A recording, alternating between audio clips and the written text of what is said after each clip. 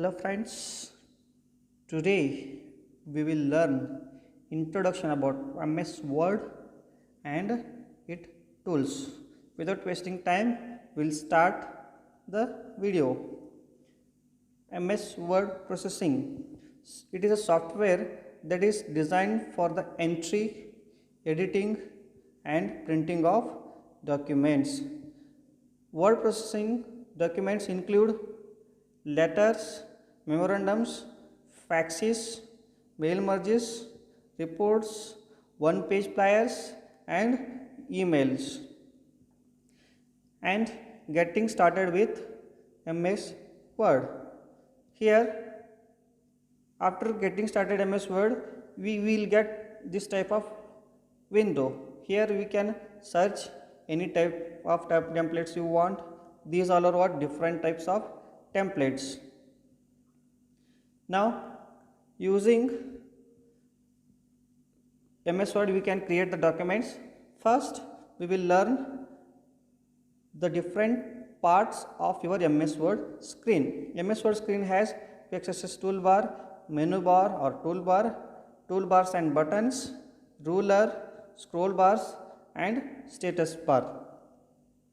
So this is what your MS Word window looks like. First one, we have quick access toolbar here, and here we have menu bar. This is what all ruler, and this is text area where you can type and create documents, and below this is what status bar.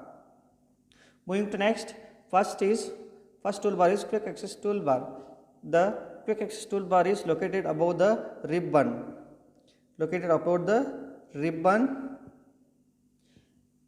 And it lets you to access common commands no matter which tab you are on.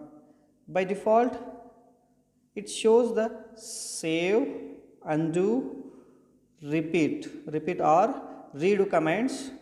You can add other commands to make it more convenient for you. To add commands to the quick access toolbar, click drop down arrow right of the quick access toolbar. Here we have drop down arrow. Select the command you wish to add from the drop down menu. It will appear in the quick access toolbar. Now we will learn about the ribbon. The ribbon is designed to be responsive to your current task and easy to use. However, you can choose to minimize it if it's taking up too much screen space. Click the arrow in the upper right corner. Click the arrow in the upper right corner of the ribbon to minimize it. To maximize the ribbon, click the arrow again here. When the ribbon is minimized, you can make it appear by clicking on tab. However, the ribbon will disappear again when you are not using it. You can customize the ribbon by creating your own tabs with whichever commands you want. Commands are always housed within a group, and you can create many groups as you want in order to keep your tab organized. If you want, you can even add commands to any of the default tabs as long as you can create custom groups in the tab. Right click the ribbon, select customize the ribbon, and a dialog box will appear. Right click the ribbon, customize it. Now the ribbon, click new tab. A new tab will be created with a new group inside it. Make sure the new group is selected. Select the command from the list on the left, then click add. You can also drag commands directly into group.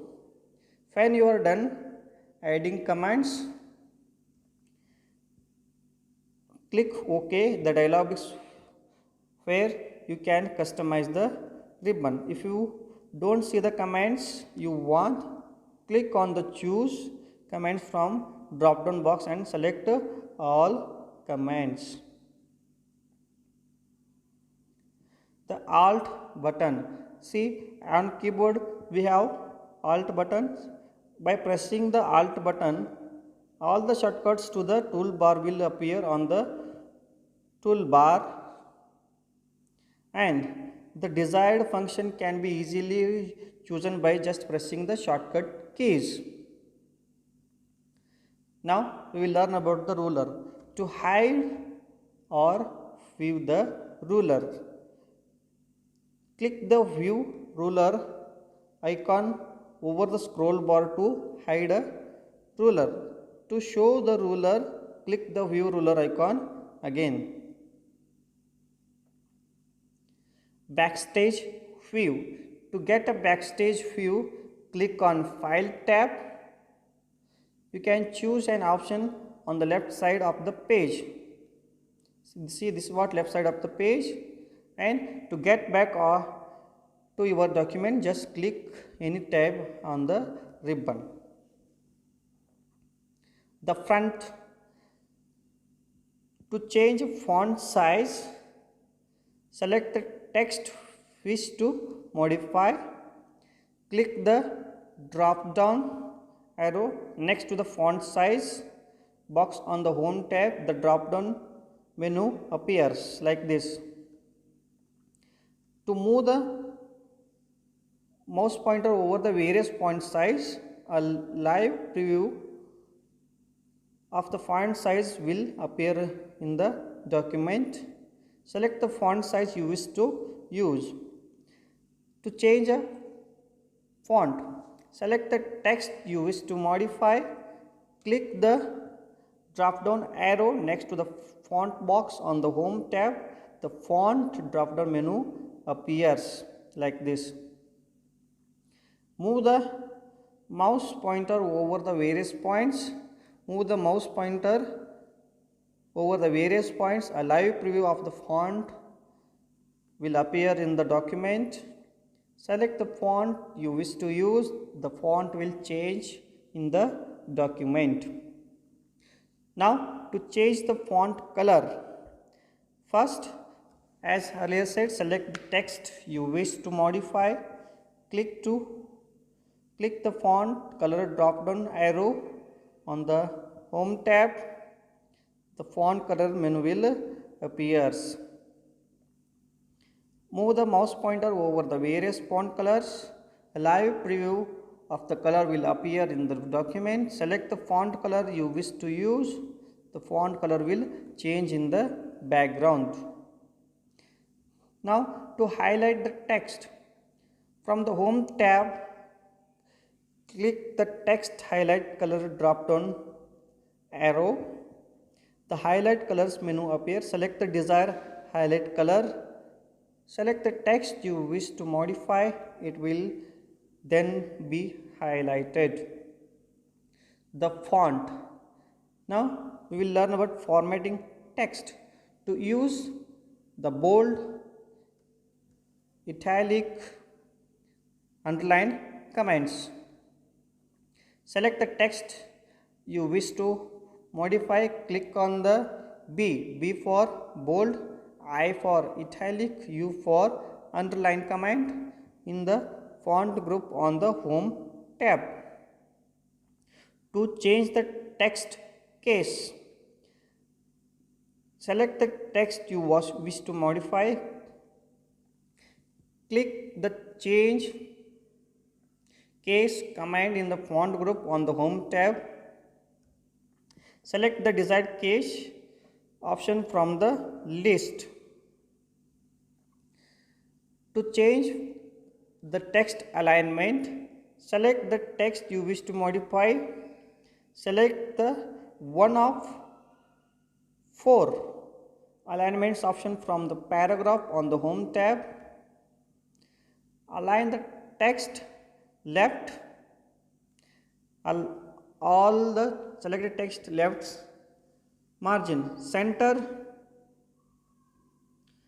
Align text an equal distance from the left and right margins. Align text right. Aligns all the selected text to the right margin. Justify. Justified text is equal on both sides and lines of equally to the right and left margins. Many newspaper and magazines useful. Justification. To change page orientation, select the page layout, click on the orientation command in the page setup group, click either portrait or landscape to change the page orientation. Landscape formats means that the page is oriented horizontally, portrait format is oriented vertically. To change the page size, select the page layout tab, click the size command and drop down menu will appear. The current page size is highlighted. Now the page size is later, so it is highlighted like this. Click the size option you decide, the page size of document changes. To format page margins, select the page layout tab, click on the margin command, a menu of option appears like this. Normally selected by default, click the predefined margin size you desired. To custom margin, from the page layout tab, click margin, select custom margin. This will take you to the page setup dialog box. Adjust the margin sizes for each side of the page and click OK. To run a spelling and grammar check, go to Review tab, click on Spelling and Grammar commands. The Spelling and Grammar dialog box will open. For each error in your document, Word will try to offer one more suggestions. You can select suggestions and then click change to correct the error. If no suggestions are given, you can manually type in the correct spelling. To use spelling check feature, right click on underline word. A word menu will appear like this. Click on the correct spelling of the word from the listed suggestions. The corrected word will appear in the document. You can choose to ignore an underlined word, add it in the dictionary, or go to the spelling and dialog box for more option. To format paragraphs spacing, click the line and paragraph spacing command on the home tab, select add space before paragraph or remove space after paragraph from the drop down menu. From the drop down menu, you can also select the line spacing option to open a paragraph dialog box. From here you can control exactly how much space there is a before and after the paragraph. Thank you very much.